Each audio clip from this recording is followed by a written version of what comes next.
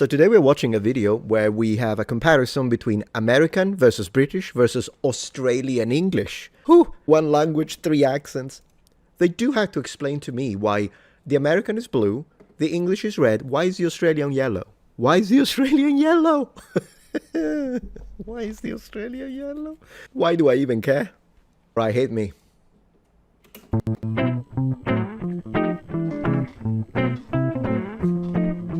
Banana. Banana. Banana. So far so good. Banana was my favorite, but banana is nice. Tomato. Tomato. Tomato. You know, what's funny about this is that, yeah, I mean, I do say tomato, I suppose, but up to this point, the words they chose are specifically designed to make these two sound almost the same. Water. Water. Water. Man, this guy is really still. Water. How did she say it? Water. Water. Water. How did I do it? Water. Water. Water. Water. Water. Yeah, still very similar, these two. Oh, I am literally cutting the head of the Aussie here.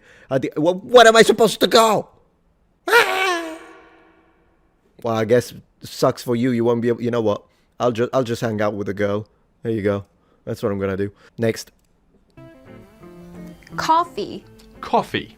Coffee. And here you needed a New Yorker to just appear and go, coffee, coffee. My jaw. Sausage. Well, coffee, I guess. Yeah. What did she say? Coffee. Coffee. Yeah, it's an open, a more open vowel. Coffee. Coffee. Coffee. Yeah. Dog. Dog. Dog. Shark. Shark. Shark. Oh, here there is a difference, though. Well, of course, usually when we try and find differences between the way a Brit sounds, although then again, this guy is literally like a posh Englishman from the South. I'd like to underline, not every English person sounds like this. In fact, if they had chosen someone from, for instance, the north of England, then these two would have sounded nothing alike. But regardless of my pedantry, vowels is one of the main differences between these two accents, because here, of course, both of them are non-rhotic in the sense that the R is not pronounced, while her accent is rhotic and she does pronounce the R. In fact, if we listen again. Shark. Shark. Shark. Shark. Shark. Shark. Well, his R is a little more nasalized than his, while his is more like shark. Zebra. Zebra. Zebra. Zebra. Vase.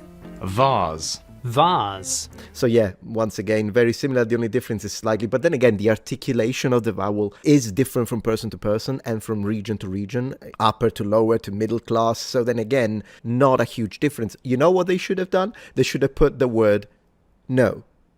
That's what they should have done, because then, depending on who is speaking, it could sound no. No. No. No. I think I did a good job with those. And you know what's hilarious about it? If you told me that the word no is spelled N-O, I would believe you. Likewise, if you told me that the word no is spelled N-O-U, I would equally believe you. Last but not least, if you told me that the word no is spelled N-A-O-U-G-H-D-W, I would have also believed you. So yeah, to all of that to say that some Australian have this very No. That is not correct. No, spelled N-O. No. No. so that's an area of distinction. Anyways, let's continue. I'm speaking too much already. Bell pepper. Pepper. Capsicum. Oh, no way. Oh, what are you on about? Come on. I'll be honest. Either pepper or bell pepper is what I've always heard. Mostly pepper, but I'll give it to Americans. They're very imaginative when it comes to vegetables because they literally describe the shape, which I always appreciate, like bell pepper because it's a pepper that looks like a bell. Then they have an eggplant because it's a plant that looks like a... I mean, I've never seen an egg looking like that, but I guess some. Not purple, I hope. But whatever, it's kind of round, it looks like an egg. When it comes to these words, the Brits just steal them from the French. Aubergine, courgette. And then they don't like the French. Well, I guess it does make sense why they would steal something from the... Well, who the heck speaks French anyways? But capsicum? Capsicum. No, there is no way. I gotta ask. I need to ask an Australian. Ask an Australian. I need to ask an Australian right now. Here is the Australian in question, Evil Dia. I'm literally texting him and I said, hey mate, just to make him sound a little at home, I have a question. Do you guys, Australians, actually say capsicum instead of bell pepper? I'm waiting on that reply. I'm waiting. Oh, who knows what the heck the time is in Australia? What season is it?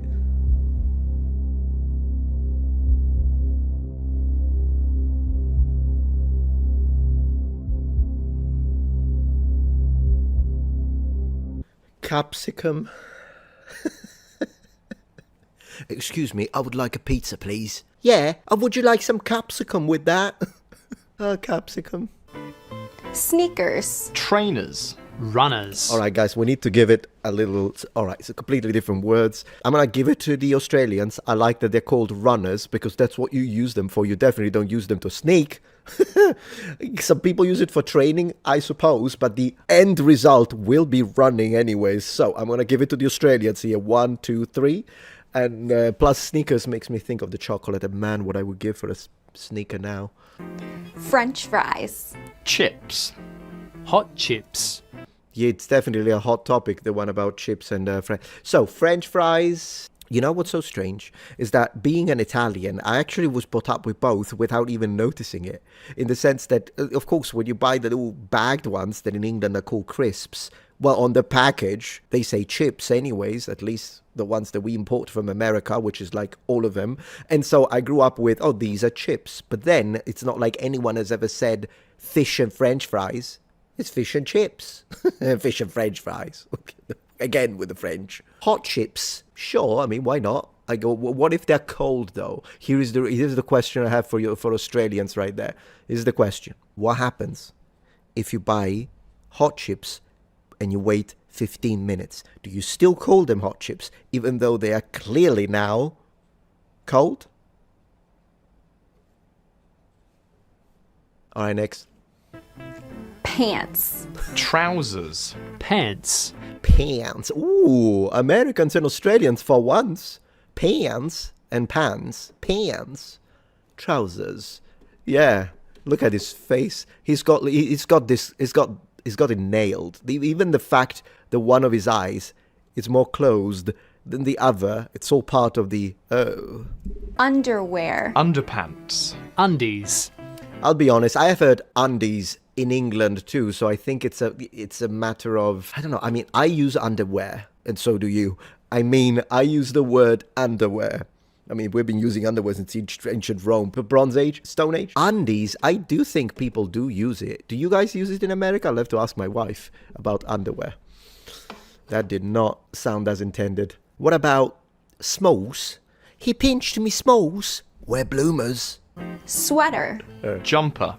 Jumper. It's like they sound the same, but he's really marking the "ah" at the end. So she goes for sweater, and then he goes jumper, and he went jumper. Flashlight. Torch. Torch. So what's funny about this one is that I actually like the American word more, flashlight. It's pretty cool. Wow, I like the flash. I like it.